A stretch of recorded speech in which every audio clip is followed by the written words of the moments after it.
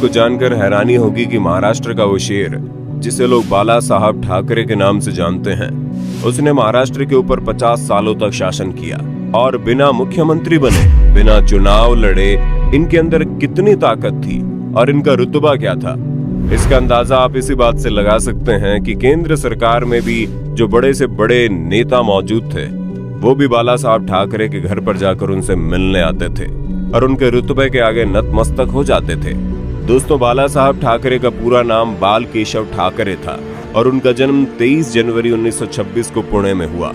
वो एक साधारण से परिवार से ताल्लुक रखते थे और उनके पिता का नाम केशव सीताराम ठाकरे था, जो कि बहुत ही साधारण आदमी थे। लेकिन कहते हैं ना कि पिता की परछाई बेटे पर दिखाई पड़ जाती है। बाला साहब ठाकरे के पिताजी महाराष्ट्र में मराठी लोगों के अधिकार की बात हर वक्त किया करते थे। उनका एक ही सपना था कि महाराष्ट्र में मराठी लोगों को सम्मान मिले, उनका अधिकार मिले। वैसा ही बाला साहब ठाकरे के साथ भी हुआ।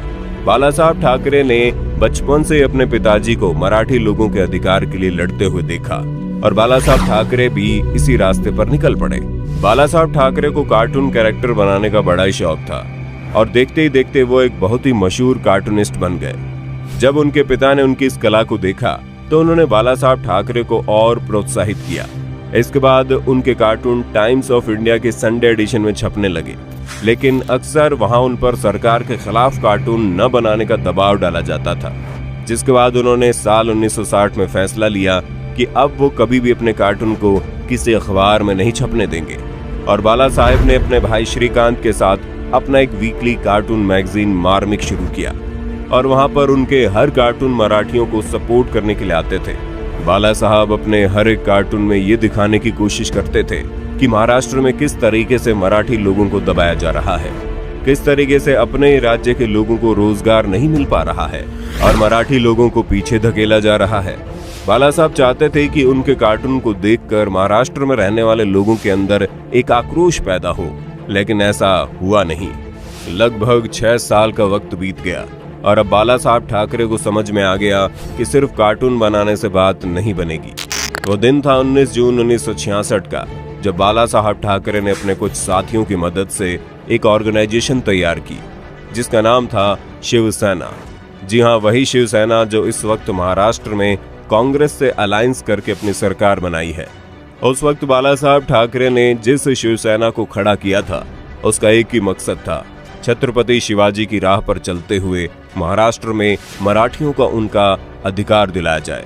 धीरे धीरे मराठों को समझ में आने लगा कि कोई तो है जो उनका सपोर्ट कर रहा है और उनके लिए इतना काम कर रहा है, और उसी को देखते हुए उनके ऑर्गेनाइजेशन को मराठा लोगों का बहुत ज्यादा सपोर्ट मिलने लगा। बाला साहब ठाकरे उस वक्त महाराष्ट्र के लोगों के लिए एक मसीहा बनकर सामने आए थे और यही वजह थी कि महाराष्ट्र में रहने वाला एक एक नागरिक उनके सपोर्ट में खड़ा हो गया। पूरे महाराष्ट्र में 100 से ज्यादा शिवसेना के कार्यालय तैयार किए गए। उस पतले से दिखने वाले एक कार्टूनिस्ट ने पूरे महाराष्ट्र में घर घर तक शिवसेना और उनके मकसद को पहुंचा दिया।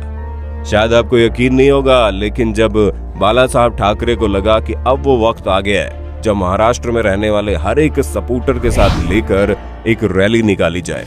साल 1966 में ही उनकी सबसे पहली रैली में लाखों लोग सड़क पर निकल पड़े थे। आज के वक्त में उतनी भीड़ शायद ही किसी राजनेता, मुख्यमंत्री या फिर प्रधानमंत्री के लिए इकट्ठा हो पाए। महाराष्ट्र में वो दौर ऐसा था जब दक्षिण भारत और गुजरात से आने वाले लोगों को महाराष्ट्र में नौकरी के अच्छे पदों पर रखा जाता था और मराठी लोगों को छोटे छोटे पदों पर रखा जाता था। अब ऐसा भी कह सकते हैं आप कि उस दौर में महाराष्ट्र में रहने वाले लोगों को महाराष्ट्र के अंदर ही बहुत हीन भावना के साथ देखा जाता था। इसलिए बाला साहब ने सबसे पहले साउथ इंडियन और गुजरातियों को टारगेट बनाना शुरू किया। उनके हर एक एक्टिविटी का मकसद सिर्फ एक ही था कि महाराष्ट्र में सबसे पहले अधिकार महाराष्ट्र में रहने वाले मराठी लोगों को मिलना चाहिए। धीरे धीरे उनका आंदोलन बढ़ता चला गया और शिवसेना के कार्यकर्ता अब हर ऑफिस में तोड़-फोड़ मचाना शुरू कर दिए थे।